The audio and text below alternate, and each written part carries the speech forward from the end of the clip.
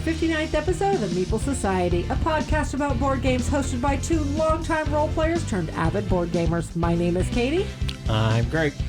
On this episode, we touch base with the upcoming plans for our next 24-hour marathon. We delve into a discussion about rethemes and reskins. We talk about our latest Kickstarter backing and give an update on all of those games that were almost here the last time we recorded. We continue with the recaps of our collection videos, diving into the E's with episodes 20 and 22 and 23, and discuss the ins, the outs, and the biggest surprises of each. And finally, we wrap it up with our game of the week, set in a far distant future where the human race is gone and the bees have stepped up to fill the void. But before we get started, y'all remember that conversation we had last episode about allergies and Indiana weather? Yeah, just consider it a big fat ditto for this episode. Oh my gosh. In the last week, we have gone from 60 to 25 in a 24-hour time span, and my poor allergies are going crazy. But, you know. Anyway, other than the upcoming allergy attacks for you. Oh my gosh. We're going to talk about our updates on the our Extra Life 24-hour marathon, yes. June 7th and June 8th. Yes. We are joining up actually with Co-ople of Nerds. You've heard us talk about Co-ople of Nerds. They are actually a video game, board game, and movie YouTube channel. With movies, but they do every once in a while. They'll do some movies, but yeah, it's mostly video games and board games. Yes. But they are joining up with us now. So this year we have one table going to be going with board games, and we're going to have, after one board game is done, we're going to have a video game come up streaming. Yeah. Well, so we're going to try and make it work. Right yes. now, it's still in the idea thing. It came up in our last meeting. Stage. Yeah, it's in the planning stage. Thank you. And Justin is pretty sure we can make this work. Justin and Doug both. So, unfortunately, you and I are completely oblivious as to how that whole thing is going to work. So it is totally in their ballpark or in their laps as to making it work. But that is the idea. So hopefully we can make it work. That is why we have Justin. That is exactly why we have Justin and Jacob. You're right. So, but to reiterate, that is June 7th and June 8th. We're starting at 8 p.m. on a Friday night. I'm hoping this works because I'm a little leery of starting that late on a Friday night and going till Saturday at the same time. But we'll see how it works. We needed to get away from the holiday weekend. And yes, I think we said this in the last episode. It's just Memorial Day is a busy weekend around here. Just not our household specifically, but just in this city. And a lot of our friends and a lot of the people who wanted to come participate couldn't because it was a holiday weekend. And like I said, Memorial Day weekend in Indy is it's the next best thing to Christmas. I mean, at least in Indianapolis. Yep. I'm not a racer, but I know that much. Yep. Okay, so that is our update on the Extra Life 24-hour marathon that we are joining with Co-ople of Nerds. So let's get into some banter. I want to talk about retheming and reskinning games. Are they necessary or not? We definitely want to hear what other people think about it, but we're going to discuss it here for a few, hopefully not like an hour or two. But we have had this discussion before. Just recently. It usually comes up when I start talking about Bruges and how they've rethemed Bruges to Hamburg. Queen Games has done this, and Queen Games is doing that to a lot of the Steffenfeld games. But they are not the only ones who've done it. I mean, I'm not sure exactly all the game studios that have done it, though, but Queen's is the one that sticks out because they're redoing all the old classic Steffenfeld games, though. But like Last Bastion, which was Ghost Stories, it's kind of like I believe it's like a castle defense one now. So that's what you said, yeah. And it was it's in the Dice Tower Retreat library, so maybe we can get out and just see how different it is than Ghost Stories. We really like Ghost Stories. Mm-hmm. Yes. But we'll see. I mean, so basically it is the same game. I think they said they've fine-tuned it a little bit, so it's a little bit smoother. That's what I've heard. Is it runs a little bit smoother, but I don't know that I like the theme. We've got plenty of castle defense games. Yes. I'll pull out one of those if I want a castle defense. I like the theme of Ghost Stories, even if it is a little wonky to run sometimes. But I don't know. I don't know what the differences are, so yeah, I have to play it to find out. Another Another reskin that's been done was Battlestar Galactica. This was Unfathomable. the big one. I feel like this is probably the biggest yet that I know of, because it was met with such disdain. Yeah, everybody was so excited this was coming out that they were redoing Battlestar Galactica, but with a Cthulhu theme in it. And they thought, oh, this was the greatest. I've seen a lot of Battlestar Galactica games go up for sale, which you hadn't seen in a long time. Because if you wanted Battlestar Galactica, you were going to pay for it. You were going to pay a pretty penny for it, But now they were selling them to get rid of them so they can have this Unfathomable. And then when Unfathomable came out, I heard some good things about it, but other people were just going, this is not like what I expected it to be. Yeah. And I get why they were selling early. Personally, if it was me, I mean, we have a copy. We have a copy of Battlestar Galactica. There is no way I would have sold that prior to finding out how good and Unfathomable was. Right. Now, that being said, we didn't even check into Unfathomable because as soon as it came out, we heard such bad reviews on it. Mm-hmm. And we're not big into the Cthulhu. Yeah, we're not big into the Cthulhu, and yet Battlestar Galactica. Now, mind you, this is about the recent movie, or the recent television series, not the original one. I was a huge fan of the original one. Yes.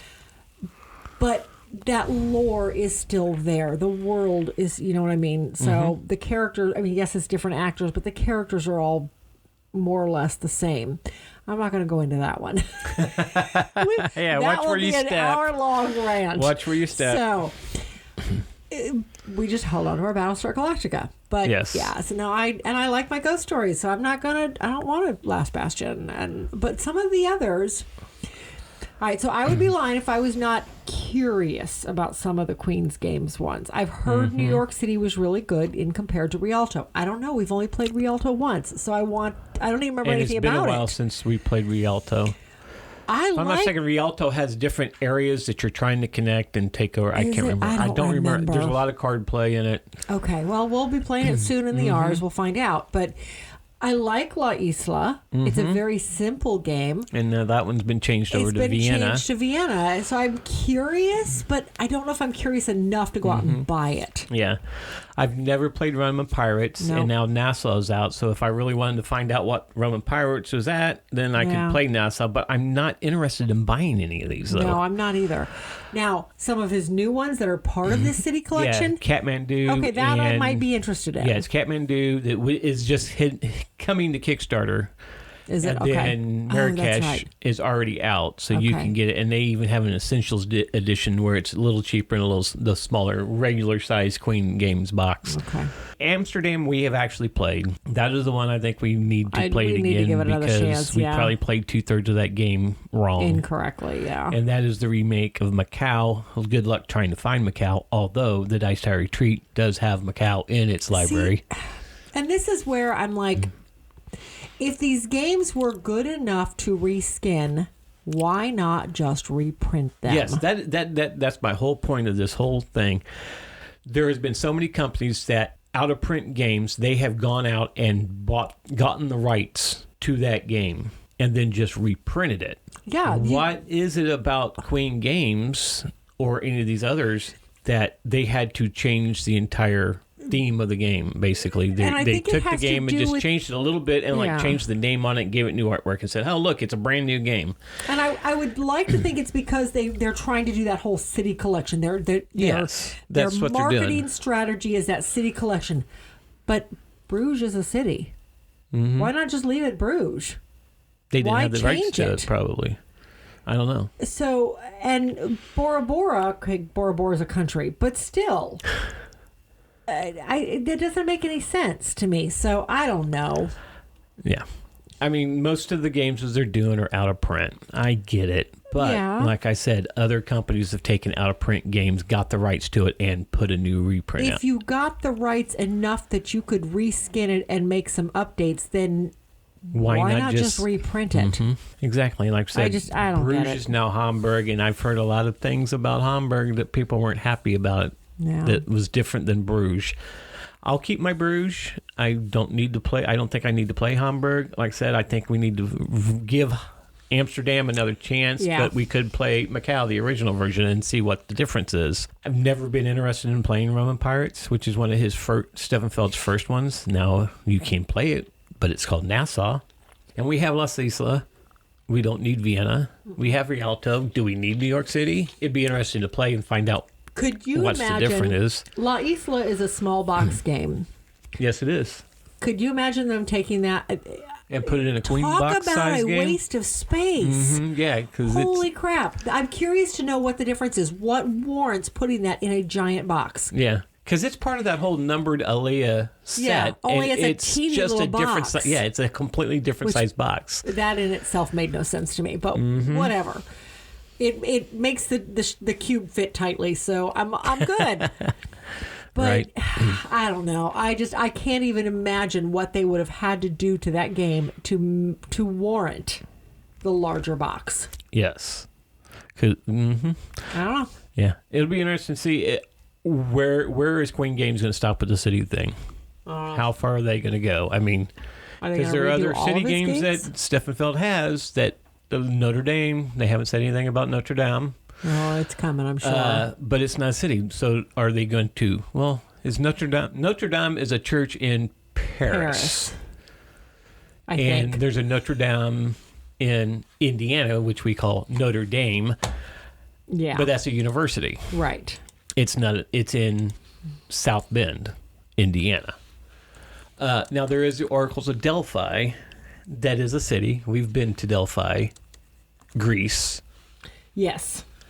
And Delphi is a city. Delphi is a city in Greece, yes. So do they... Notre Dame's in Paris. Are they doing that one? Why do I have to look that up? I don't know. Carpe Diem is not a city, but can they change it? To be a city? Probably. But Carpe Diem has so many freaking editions, reprint don't put editions. A new one out. Right? It has like 3 or 4 different editions on it, and they changed just a little bit of it. Yeah. And now the latest one has the big white shiny box. But yeah, so how many of these are they going to redo? Yeah. And to me, I almost feel like it's I know it's business, but I feel like Queen Game is taking a well-established publisher saying, hey, let's take some of your old games, make them new, put new shiny paint on it, new name on it, and sell it again so we can make more money. It's all marketing. Yeah, that's what I say. I mean, I know it's a business, but is it needed? So yeah. I'd be interested in what everybody else thinks about this. So tell us what you think in the comments, especially if you're listening to this on YouTube. You can definitely comment and absolutely put your thoughts in the comments below. Okay, so games that we are back in. Well, first, let's talk about the games that were supposed to be here shortly after the last podcast. Okay, so right now, I think on the last podcast we said we had 3 games that were in the States already. In the States and starting delivery. Should be coming any day now. Mm-hmm. And as of this recording, none of them are here yet. No, not one of them. We are still expecting, and we have been notified shipping has started on Firefly, the big box of Firefly. We backed the veteran pack. At first we figured, okay, well, maybe they were just sending out all of the complete packages and the veteran packs are being left for last. Nope, people are getting their veteran packs too, so that's not the case. But we still do not have ours. The next one was Hissy Fit? Hissy Fit. Thank you. I wanted to say Hive, and I'm like, that's not right. How can you forget your Hissy Fit? Hissy Fit is a card game about cats. I did get a shipping notification. It's expected on Thursday. So it's coming. We should have it this week. We'll see. Okay. And then the last one is Collab, which is already about 1.5 years late, I think, or at least 1 year late. I think it's about 1 year, I think is what you said. And it's in the States. That was the last I heard, but I've heard nothing about shipping starting. I think they had some issues with customs coming into the country, and I'll have to go back and look at it. I don't remember exactly what they said now. Yeah. But, yeah. I'm looking to see if there was anything else. Who knows? Maybe Firefly will deliver this week. We just don't know because no shipping notifications. Yeah, they're not sending out notifications. It'll show up when it shows up, I guess. We have the game. If we want to play the game, we can still pull it out and play it. We just won't have all the new updated bits and stuff for it. The new shiny box. Or the big coffin-sized box. Yeah. Which is half the size of our table. Yeah, that's what we hear. So the game is the table hog, and so's the box. Yeah. Okay.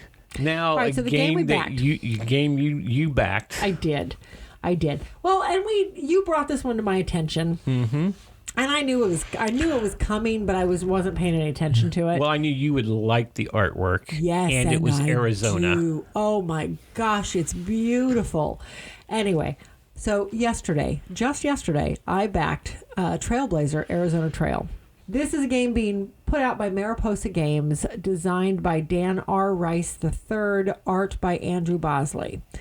The cover picture is one of the canyons. I'm assuming it's got to be in Arizona. So much of that part of the country looks similar in terms of the canyons and the red rock and the. Mm-hmm. I absolutely love this portion of the country.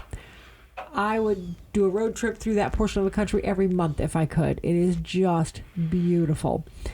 And this game is based in Arizona. It's hiking the Arizona Trail. Matter of fact, the company is based in Phoenix. So do you think that I could just send Mom over to pick it up when it comes? No. You don't think that's how... It'll go to a warehouse first and ship out of the warehouse because the shipping companies will send it to us. Oh, whatever.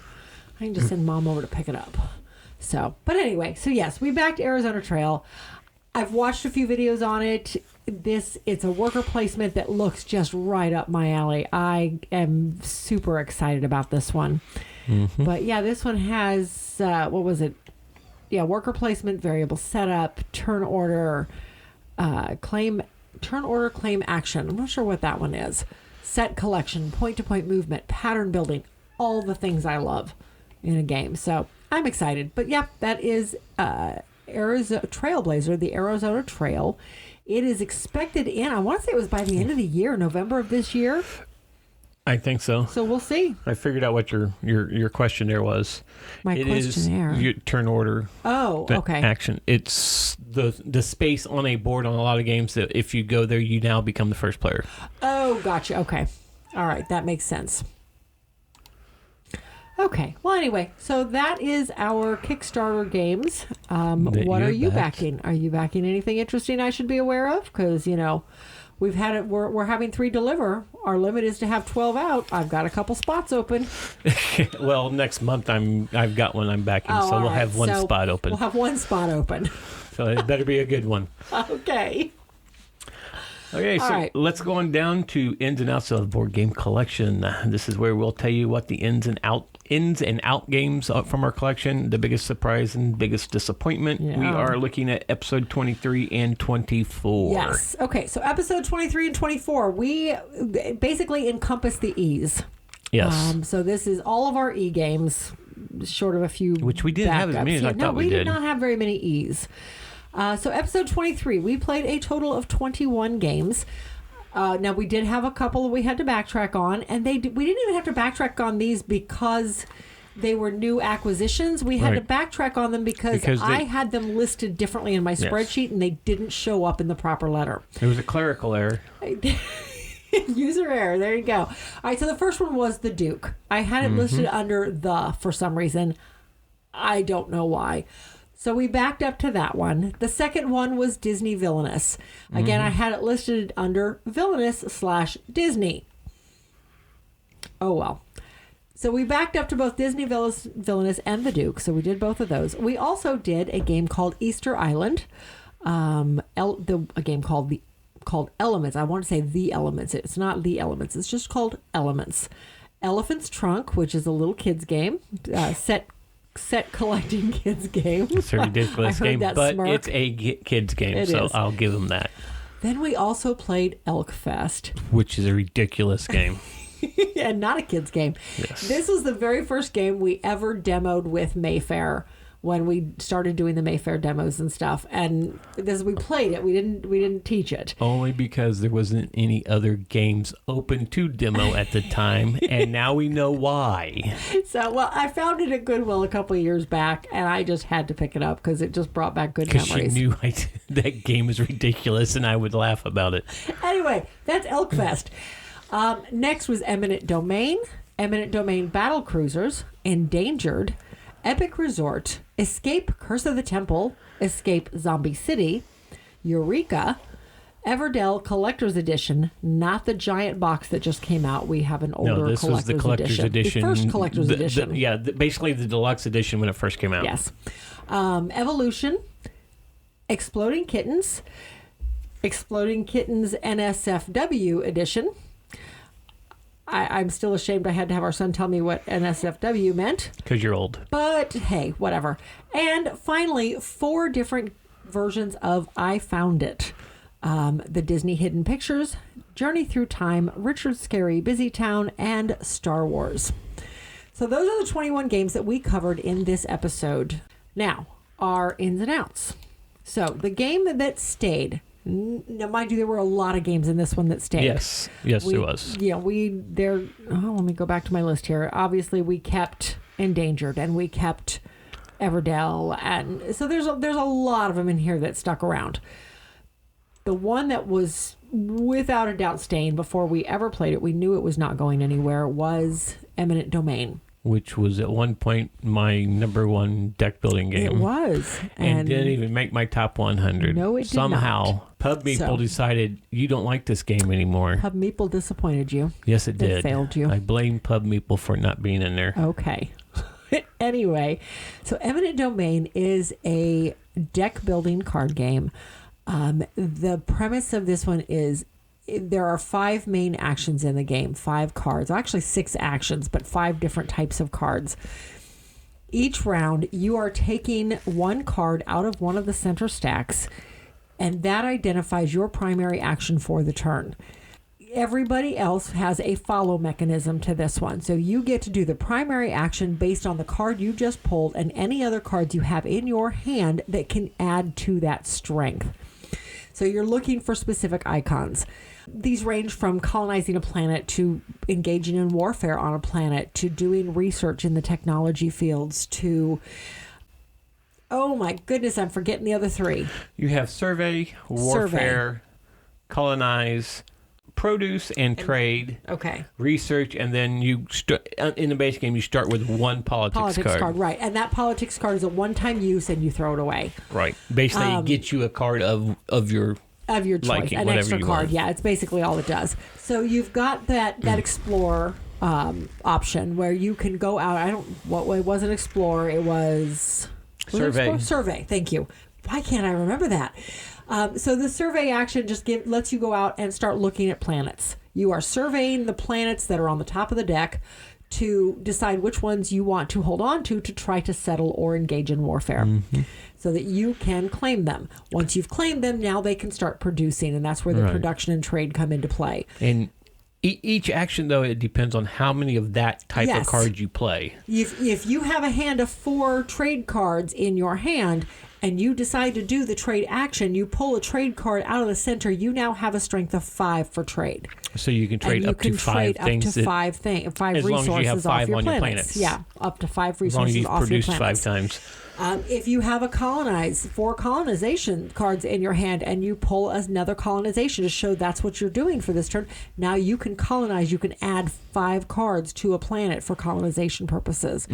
So, and then once you have enough, you can colonize that planet and flip it over and get all of its benefits. That's another action, though.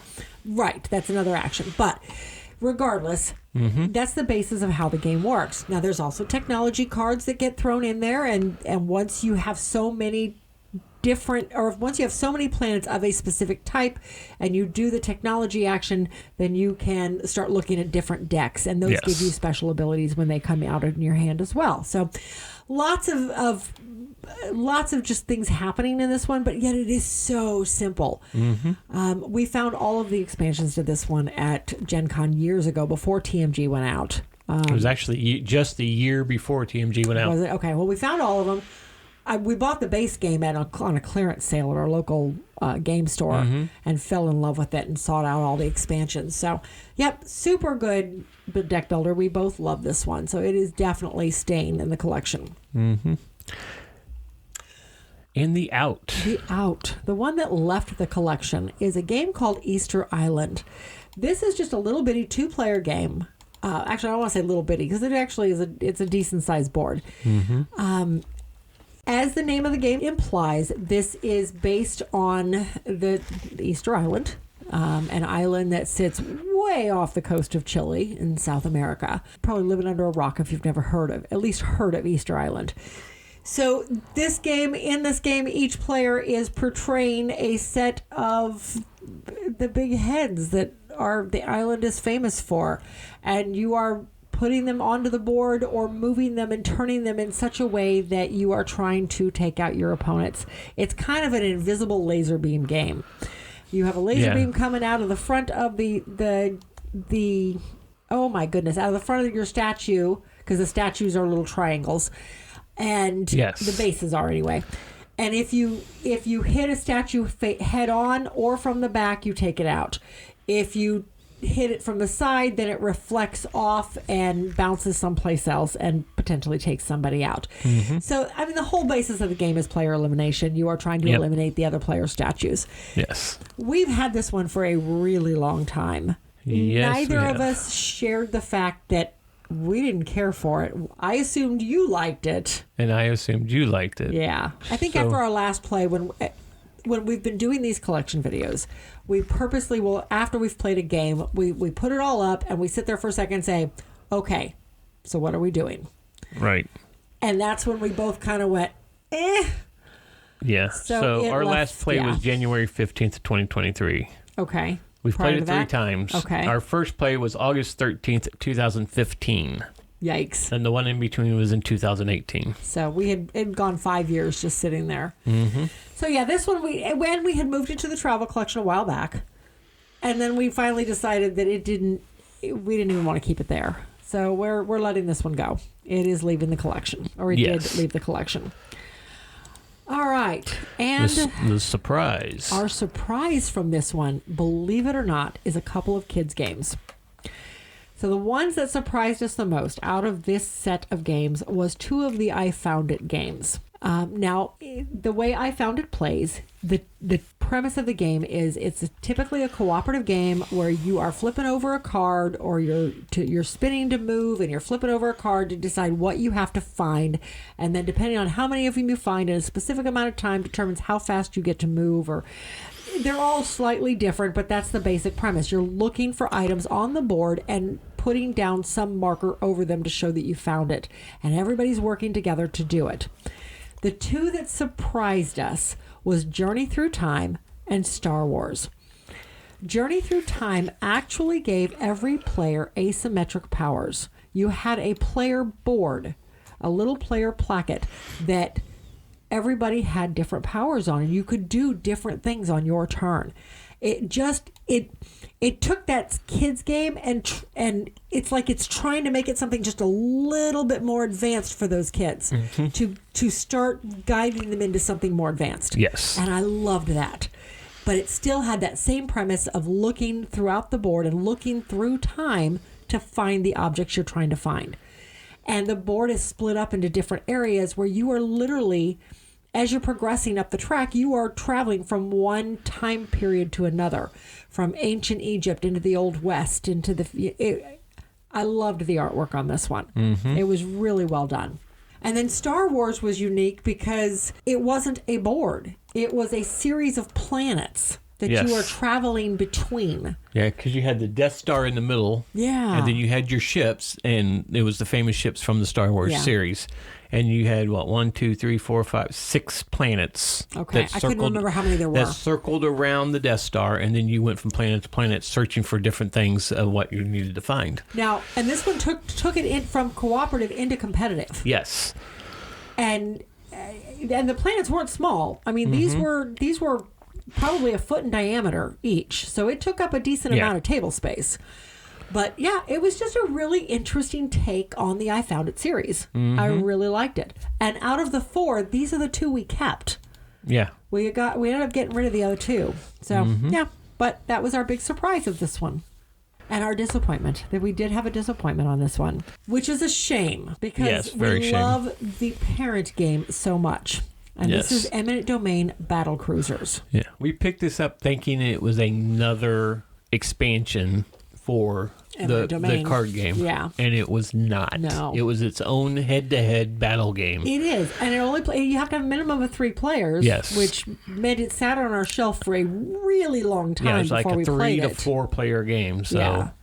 So, matter of fact, the first and only time we've ever played it was for this video. Yes, it was. For this collection video. And we did have Doug from Co-ople of Nerds came over and played it with us. And we all, it was okay. But we ultimately decided it was just something that was not going to stick around. No. We did end up getting rid of it. But yeah, it just wasn't what we expected by any shape. No, and we're not big head-to-head. I mean, it was like you could play cards and cause other people to lose their card that they were getting ready to play. It was just really weird. And like I said, it was a very take-that-y head-to-head game, which we're not big fans of. So we had hoped it was an expansion or play something like it, but I guess it would play a certain part of the original card game, the war part of the game. The war part was similar. And it definitely has the same bones because it has it lives in the same ships world and the same card look and everything. Yeah, but yeah, that was our big disappointment from this one. Okay, so we're off to episode 24. All right, episode 24. On this one, we ended up doing 19 games. Again, we had to backtrack this time because of new acquisitions. All right, so the first two we had two backups: Cable Car San Francisco and Can't Catch Harry. The games from the E's: Easy Money, Eat It, which is a game about eating desserts. How can you go wrong with that? Eclipse. This was an abstract version of Eclipse. And then Eclipse, New Dawn for the Galaxy. It's right behind you. It's right behind me. Hold on. I can't see the tagline from here because it's on the end of the box.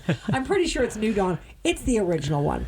Anyway, 8-Minute Empire, Elysium, Empire Express, Endeavor, and Endeavor Age of Sail. So we have the original as well as the Kickstarter version of the new release. Engine number 9, Entdecker, Escape from a Dying Planet, which was a prototype game we did a video on, so you can always check that out if you wish. Essen, Even Stevens Odd, Ex Libris, Exago, I should say. Exago, yep. Expedite and Extraordinary Adventures Pirates. All right, so... The game that stayed, again... There were still a few of them in here that we... Again, stayed that we really liked. Yeah, there were a lot of them in here that stuck around. Ex but the one Libris that was 100% not going anywhere was Eclipse, New Dawn for the Galaxy.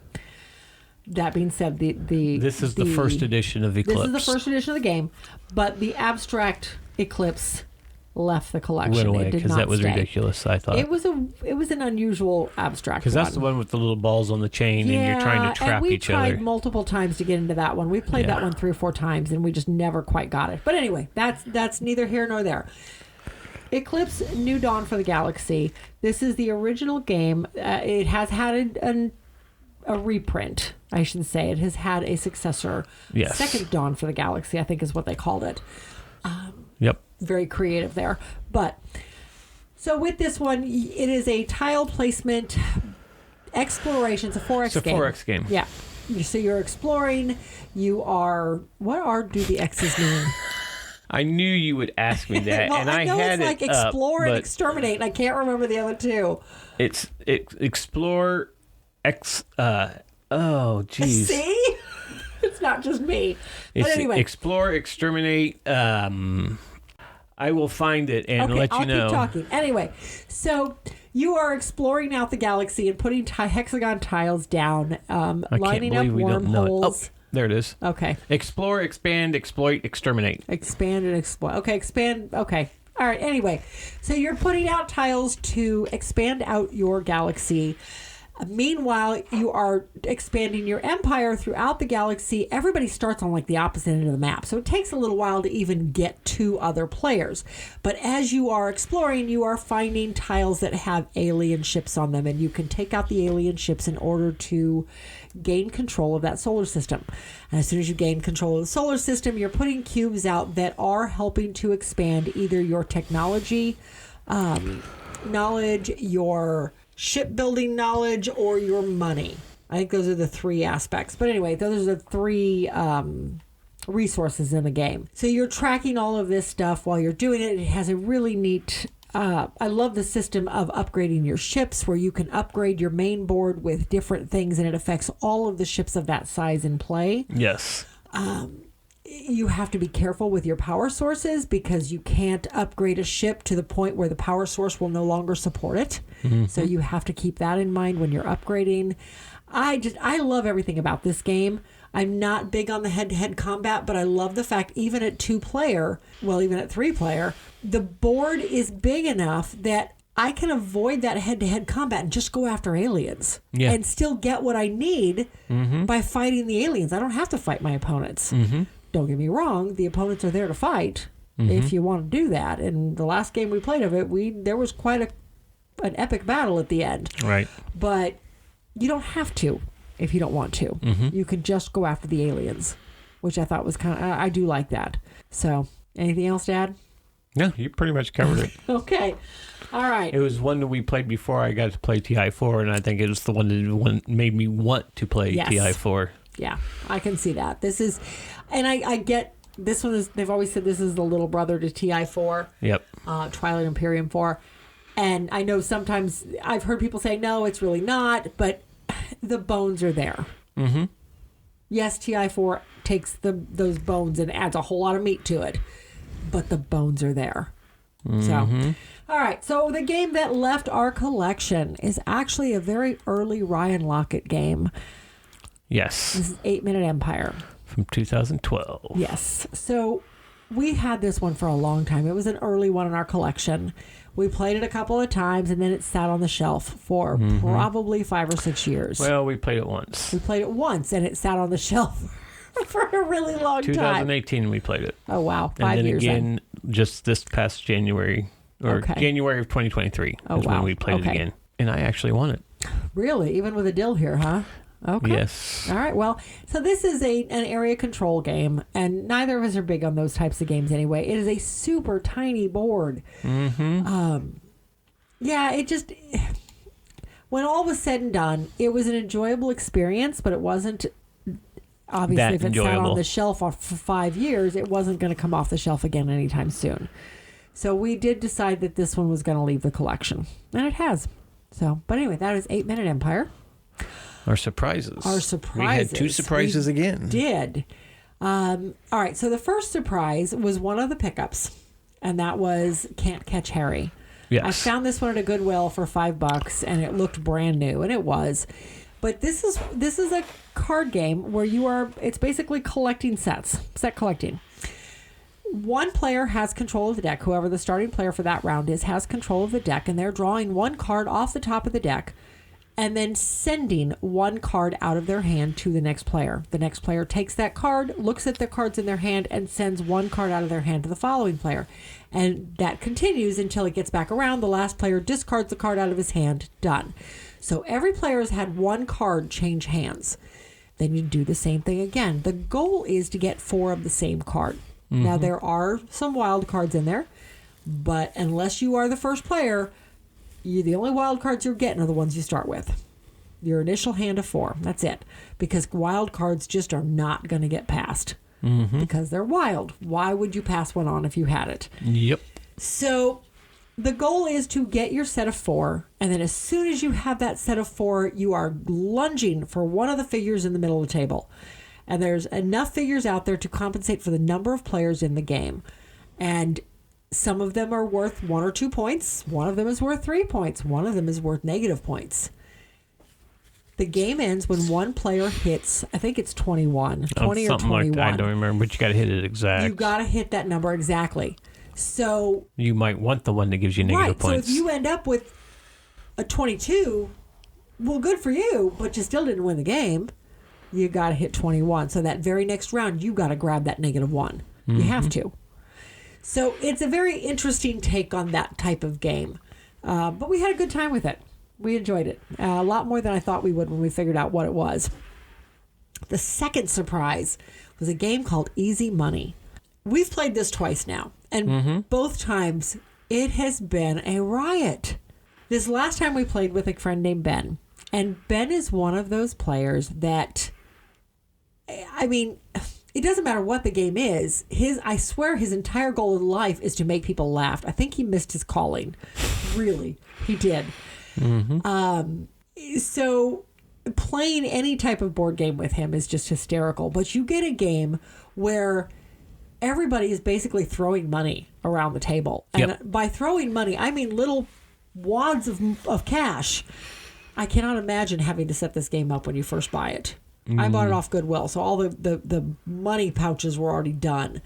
But you have these, it comes with these rolls of tape that you have to wrap around bundles of paper money. So in the middle of the table, the game starts with just this pile of miniature money. Packages of money. It is hysterical.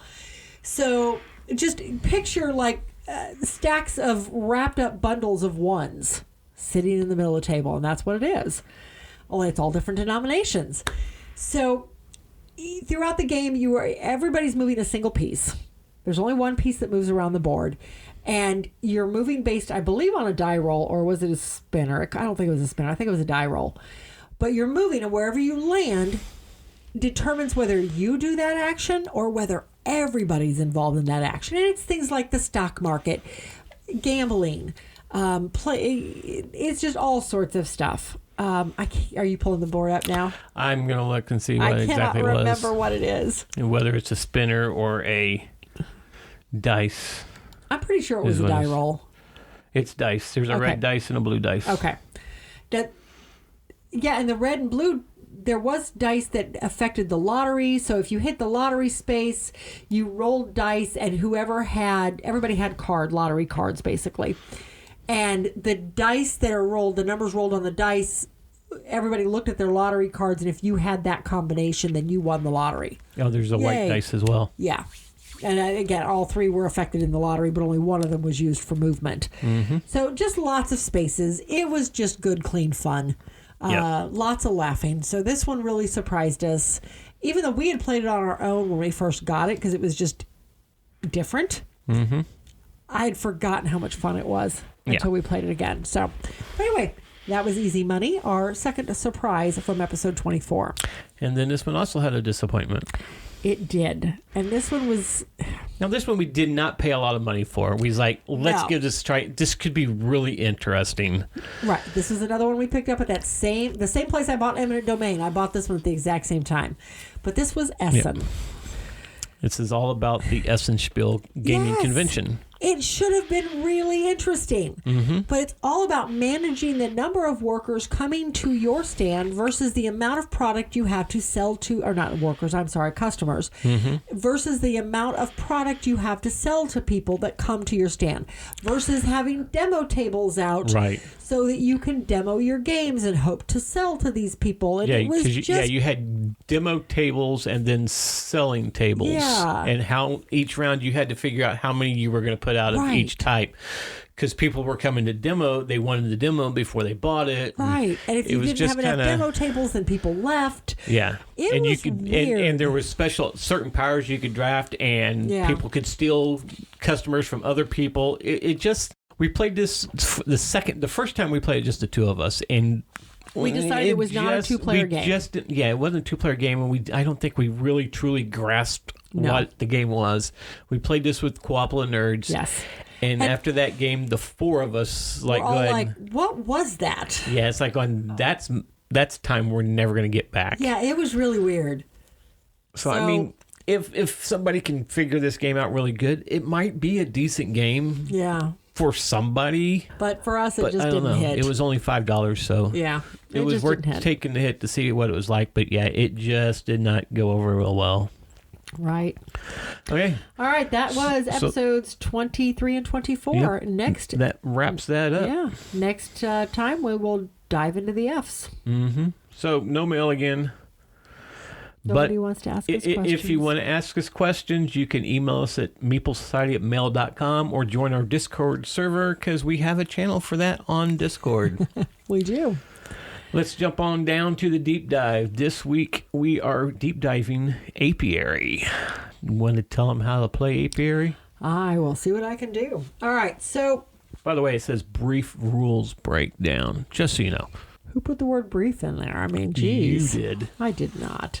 All right, so Apiary is a new game out by Stonemaier Games, designed by Connie Vogelman, artist...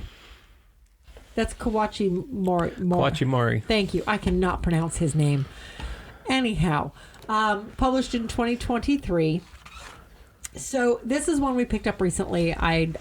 We had kind of hemmed and hawed about this one, actually, and did not want to pick it up. I did not hem and haw about this. Okay, I wanted this game the minute I heard about it. Okay. Well, I decided it looked really interesting, too, so he jumped all over that, and we went looking for it. And I had to ask one of our local game shops to give me a call when it came in. Yeah, because we were up at Hitherto. Yes. And you had asked them if they had it. Yes. And they said, well, let me see if we have it in stock. And they didn't. And they didn't. They said, but we could put you on a list as soon as it comes in. We can contact you.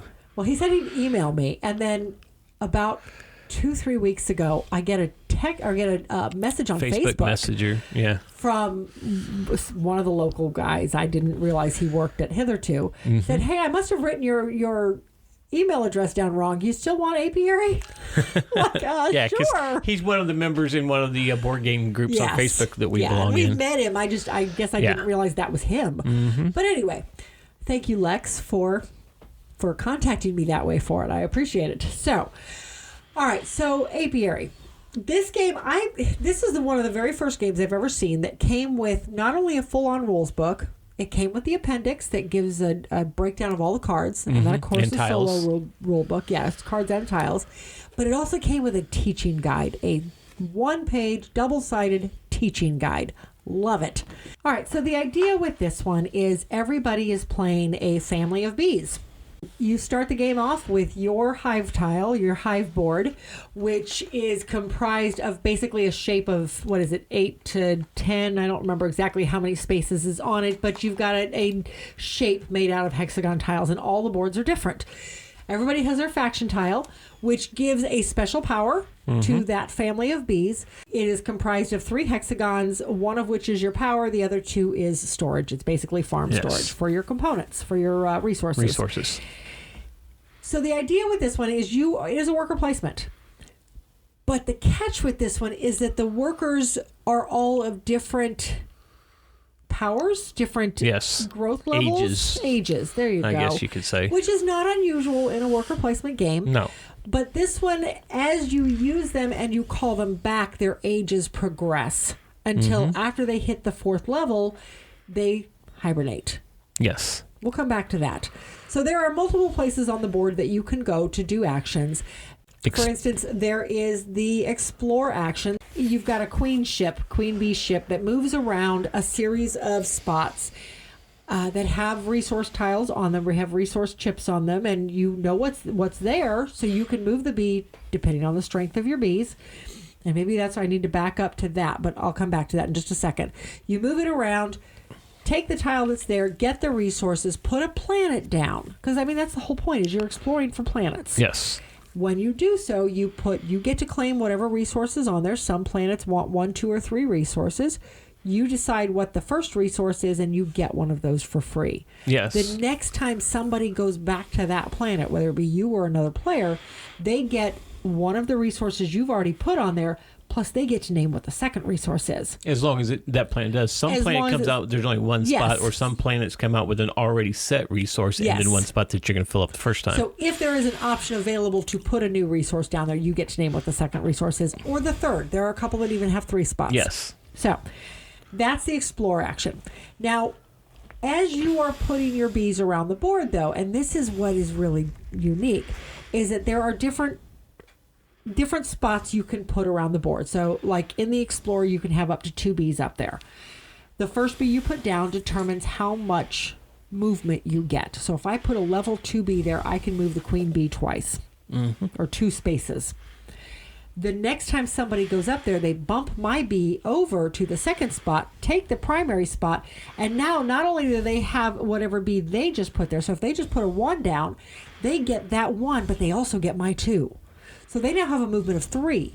And then if somebody else comes up and bumps that person, my bee comes back to me, and we'll go over what that does. But then that person, if they put a level 3 down there, has their 3 and then the 1 that was just put down previously. So the actions keep moving, and you're looking at what other people have in the various spots so that you can see what your power is, how much ability you get. So All right, so there is the explore action. There is also the grow action. In the grow spot, you go recruit new bees. As bees hibernate, they go back to a 1, and I'll kind of go over hibernation, but you basically lose that worker. They go back to a 1, go up to the grow spot, and you have to go to the grow spot to get them back. Yes. If you put down, to get a new bee is just 1 action point. So you only have to put a bee of 1 up there to get another 1. And However, and a pollen, yes, you got to pay the resource to get them back. But if you put a 3 up there, then you can recruit 3 bees out of there if you have 3 to recruit. Or you can recruit 2 and just waste an action.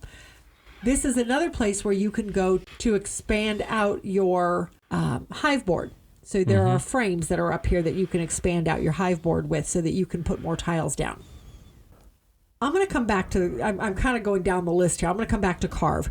There's an area where you can convert. Converting basically lets you take 2 resources and make it into something else, or to basically swap out resources. There are 5 resources in the game, 3 basic resources, which are pollen, fiber, and water. Yes. And then there are 2 advanced resources, which are wax and honey. Wax and honey, well, honey, the only place you can get it is right there, unless you have a special ability that helps you get it. Mm-hmm. There is the research area where you can go to get seed cards. Seed cards, they're multi-use cards that you can pick up depending, again, the strength of the bee that you put there depends on how many cards you get to draw. You look at them, you keep 1, you discard the rest. Mm-hmm. Done. Seed cards can be used for either a free resource, a free basic resource. They can be used for whatever the ability on the top of the card is, which some of those abilities are really nice. Or you can use them to plant. And if you have an ability that lets you do a planting action, you can slide that card under your board and it is now endgame scoring. Simple as that. The main area is the advancement area, and this is where you're going to buy tiles that will eventually fill out your hive board. Okay, so there are 3 different types of tiles. There are farm tiles. The farm tiles will give you areas to store more production. Mm-hmm. But as you are bringing your workers back, as you're doing a retrieval action, then you can also activate them and get resources or get queen's favors or whatever. They give you a number of different things. There are tiles that give you just straight up victory points. A lot of them give you resources of some kind. There is a recruits tile. These ones are ongoing abilities that when a certain action or a certain thing happens in the game, you get a special ability. And then there are developments. Developments are end game scoring, essentially. Or no, I'm sorry, development is not. Actions. Development are instant actions. They are powerful one-time actions that as soon as you pick them up, they trigger. And then there are carvings. Carvings are a completely separate area. In order to go to carvings, you have to have a level 4 bee. You can't even go there with anything else. So it means this bee is ready to retire. He is ready to hibernate. But these tokens, you have to buy them with honey, which is hard to come by. But these are all powerful endgame scoring. They're the most valuable ones. They are definitely the most valuable endgame scoring and can make or break your game, honestly. All right, so each of these options have, and all of these are the same thing. You get the strength based on the bee you put there. The the exploration area and the advancement area where you buy the tiles are the only 2 areas that you get to add whatever bee you just put down there with whatever bee is remaining there from the last action. Yes. Whichever one you just kind of pushed out of your way. So you get that little bonus to your strength. All of the others is just 1 bee there. When you go there, you kick the other guy off. Now, when you kick somebody off the board, they have 2 choices. You can either take that bee and immediately flip him up 1 level and put him back into your active area so you can use him again. Or you can leave him where he is, as far as strength, and put him down into your end round area. I'm not sure exactly what they call the area, but he's out of play for a little while. Inactive, thank you. And then once you have no more active bees, they're either all out on the board or they're in your inactive area, or you've previously retired them and they're still in the grow area waiting to be rescued, to be birthed, whatever. Birthed? I don't know. Anyway, once you have no more bees in your active area, then you can do a retrieve action. And at that point, you pull all the bees off your board, all the bees out of your inactive area. Any bee that is a 1, 2, or 3, you flip up to their next strength and you put them back into your active area and you activate one of your farms. So this is the only way to activate your farms, typically, unless another tile lets you do it. By the way, it's the landing area, not inactive area. Thank you. Okay. I knew there was a name for it. I couldn't remember what it was, and I certainly could not read the picture in this book. So, any bees that are a level 4, when you pull them off the board, automatically hibernate. And at that point, you put them into, you turn them to a 1, put them in the growth area, you put the actual, your bee into the grow area, and you take a little cardboard chip that represents the bee, and you put him into the hibernation area. Now, this area is different based on player count. For a 2-player game, there's 8 spots in the hibernation area. I think there's 3 additional for a 3-player game or more. I don't remember. And then you flip it over to 4-player. There's even more. 4 and 5-player. Yes. So, no, 4-player. It's only a 4-player game. No, it is a 5-player game. I'm sorry. I'm rambling. Anyway. Yes, you are. Shush. So you flip it over, you put your bee into the hibernation area and thus gain one of the bonuses there. And there are bonuses like get a honey. Honey's hard to come by. Get a free wax. You can get this resource and recycle or refresh all of the farms or refresh all of the recruit tiles so there's a number of different actions in there. Some of them are for the queen's favor. Queen's favors at the end of the game are ultimately just victory points. The further you get up the queen's favor track, the more victory points you get for it. Game ends when one of 2 conditions. Either one player has put out all 7 of their hibernation tokens, or when all of the hibernation spots are taken up. Yes. Which in a 2-player game is what's going to happen. I can't imagine in anything other than maybe a 4-player game it would be any different. A solo game would probably be when you put out your 7. Yeah, that's true. Okay, so that is the essential breakdown of how you play. And that was a brief... Yeah, I know. The brief breakdown. Hey. You want more? We'll try to do a playthrough of this and I'll do more there. All right, so thoughts. I loved this game. I was going to say, I love this game. You haven't won this game yet. No, I have not won this game yet. We thought you had won. Oh, my gosh. But I had forgotten to score because I had we were putting up the game, and you remembered you forgot to score your faction tile. I had a faction that actually scored me 5 points at the end of the game that gave me the game by a few points. 1 point. It gave you the game by 1 point. By 1 point. And I thought you had won it because you had gotten a tile that gave a carving that gave you 12 points if you had no 0 bees. or 1 active bees. And I had none. So and I got 12 I even points admitted off that tile. in game as we were closing out the games, like that is going to win you the game. I was like, I knew it was close before you got that tile. I was like, but that will probably win you the game. I was like going, I don't even know if we have to count it. I think that won you the game. I wish we had counted now. It had. It did until not. I remembered I forgot to score my faction. Okay. I was ahead by 4 points and he won by 1. Yes. So I have won both games of this. We have not gotten a 4-player game of this, and I'm really interested in seeing how 4 players. And we have it planned to get a 4-player game. We do here soon, hopefully before the next show, and we can actually talk about it then in the banter. Yes, but that is the plan. The gameplay is so easy. I think after the teach, once you get going by round 2, it's pretty much I kind of understand what's going on. Yes. And the teach itself, I think, is rather easy because there's not a lot to teach in it. I mean, the hardest part of this was figuring out what some of the cards or what some of the tiles meant.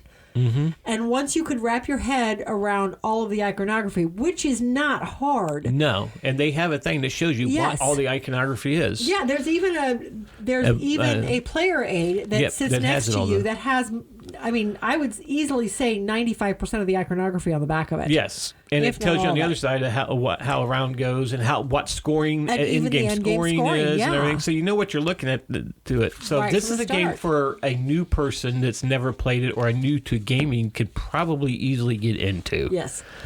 Now, if they're playing with somebody who's played it a few times, it's going to be a little bit unfair advantage because the other guy knows what to go after. Yeah.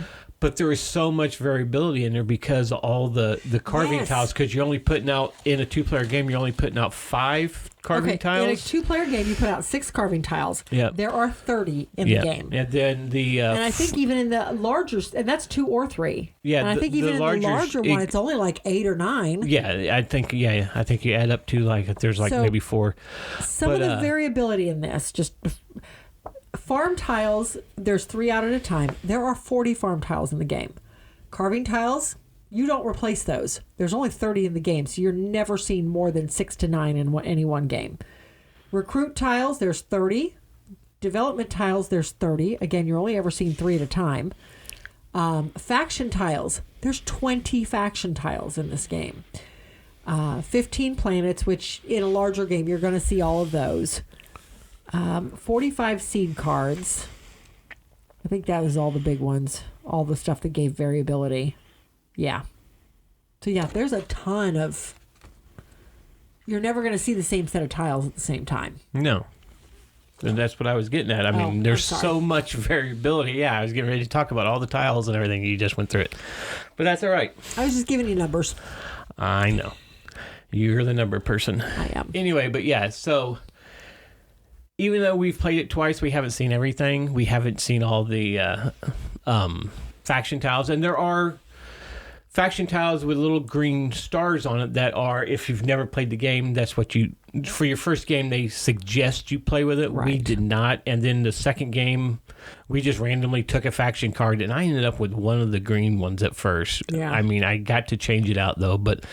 And actually, for the next 3 that I drew were starter tiles. Yeah. And it gave me no special power. Yeah. And it gave me 1 resource. 2. One resource. That was it. Wow. 1 resource. Well, and I feel like if you're going to use those tiles, everybody needs to use those tiles. Because that person's going to be at a disadvantage. Yeah. Oh, big disadvantage. And even with the tile I started with on the second game, I got all my beginning bees were level 1. Didn't hurt you? No, because I was purposely going to places where I was going to get bumped off rather quickly and getting them up, and I did not put them down in my landing zone so I could pull everybody back and score my farms because I only had 1 farm at the time. But you had all 4 out. I only had 3. I had to go find my last one. So yeah, but they were all ones. All works out. But so what? I only had 3. You had 2 and a 1, so you got a little bit of advance notice. I got 1, 2, and 2 ones. Mm-hmm. It wasn't much of an advantage. No, but the way I was going about it though is all mine was retiring almost right one after another, and at times I retired 2 at a time, and I'm like, I got to get over there to get my bees because now I'm running out of workers, and now I got to spend. I got to go get resources. I've got to spend my time going up and running through the plains to get resources so I can come back and go down and get my bees back. And so and there is a rule in this one. It never happened to either of us, but there is a rule in here where if you end up retiring your last bee, you automatically get a bee level 1. Yeah, automatically. Well, I also was able to buy one of the blue tiles, which was, I don't remember what it was called, but anyway, the blue tile I got was when I went and to the growth area to get a bee back, I automatically got one free. Level 1 back into my hive for free. So I could go back and get 2 at one time and only have to pay for 1 of them. Well, that's nice. So yeah, that's how I was getting them back and running them back through to get them to hibernate. Okay. So yeah, and I realized didn't see that tile. trying to get them up to 4 and happen to hibernate and getting the area majority in those areas also helps you out a lot. Mm-hmm. And the first game we played, I got the main one, which gave me 7 points. You got the main one on both of them. Did I get main one on both of them? I didn't think I got the main one on both of them. No, you did. Okay. You did. Maybe that's the key to the game. That's 7 points versus 3 points. I guess. I don't know. But anyway. But But yeah, the game is great, easy to teach. Yeah. So I think this one was surprisingly deep yet simple. Simple, yes. To me. Mm-hmm. There's so much replayability in this and so much variability in this that I feel like it could be played a lot. Mm-hmm. And again, we've only played it twice, so take that for what it's worth. Mm-hmm. But this is one that I really want to explore more. Yeah. And I've really enjoyed both plays. Even though I haven't won yet, I've really enjoyed both plays. Yeah. And this is one that a lot of these games that come out, it's almost like playing a solo game. A multiplayer solo game. Not. This one, you've got to kind of pay attention to what's going on because you got to know what bees are in what area and where everybody's at on the hibernation comb and all that. Because of the fact that other people's bees affect what you can do. Exactly. In two That's of the what areas. I was talking about. That you've got to pay attention keep to an that. eye on everybody's bees because when you go to an area, it's there on the three of them or two of them that work. It whatever bee's there is going to affect what you're doing, but it's like, okay, now what bee is there of theirs? Ooh, if I go there, I'm going to knock it out, and that bee is going to end up hibernating, and I don't want that to hibernate yet. So, okay, let me see if I can skirt around this to get to something else I need before that comes off. And yeah, so you got to kind of plan, and you got to see where they're at because you're trying to get the most hibernated bees down there to gain control of that area. And it's the only part of the game that is area control. And we're not big on area control though, but I don't think it's not you're going after horrible. bonuses Yeah, and you're stuff. going It's not that. It's extra not points. That, so it's not like some of these area control games. So, and like I said, that's the only area control area. So let's rate this game. Okay. So we got a ranking from 1 to 5. 1 means don't bother, we took the hit for you, and 5 means buy it, we recommend it, it needs to be on your shelf. So what is your ranking of this game? Okay. So again, we've only played it twice, take this for what it's worth. I have thoroughly enjoyed both plays of this one. Even though you lost both? Even though I've lost both. I've already said that a couple times. They've been extremely close. Yes, they have been, especially the last one. I'm really looking forward to trying this at more players. Mm-hmm. I'm excited to see what the differences are going to be and how well it scales. I'm going to give this one a high 4. I am really intrigued by this one and just all the different things you can do and how the bees age and then eventually hibernate. I am thoroughly enjoying my plays of this one and thoroughly intrigued by it. So yeah. So a high 4. Ooh. Okay, so I am actually going to go with a 5. Wow. Because I think this is the first game in a while that we've actually reviewed that I think does not need an expansion just to make it better. No, because there's so much stuff to still explore in this game that it doesn't, after 2 plays, it doesn't need an expansion yet. I mean, there's a bunch of the newer games that we've played. It's like going, well, we've seen everything. Yeah. Now what? What's going to change this game for it? This one, it'll change. I mean, the gameplay itself is the same, just like any other game, though, but you're going to see new stuff. Well, your faction tile is going to dictate a lot. Mm-hmm. And with 20 different faction tiles. Yes. So, yep. That's a lot of plays before you start repeating yourself. Right. So, yeah. So, I'm going to give this a 5. I recommend it. Put it on your shelf. This is a fun one to play.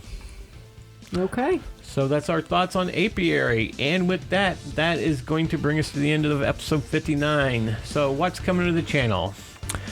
We are looking to record a rules teach and playthrough of such game as Apiary. And now that the top 100 is finished, we're going to go back to our 2-player only games, which we have not done a video for those in a few years. Yeah, it's been a while. So we're going to get back to that. There's more top 10s coming, and of course our Playing Through Our Collection series is coming out. Episode 47 just released. We're going to record 48 tomorrow. There you go. There you have it, straight from the horse's mouth. Don't forget to save the date, June 7th and the 8th, to join us in the chat for our 24-hour board game and video game marathon with Co-ople of Nerds. Also, if you want to follow us on social media, just follow the link in the show notes. There you'll find links to Facebook, Instagram, X, TikTok, YouTube, Threads, and our merch shop. or you can contact us directly at maplesociety@mail.com. I'll also have a link to Co-ople of Nerds so you can check out their channel on YouTube. Thanks for listening, and we'll see you at the next one.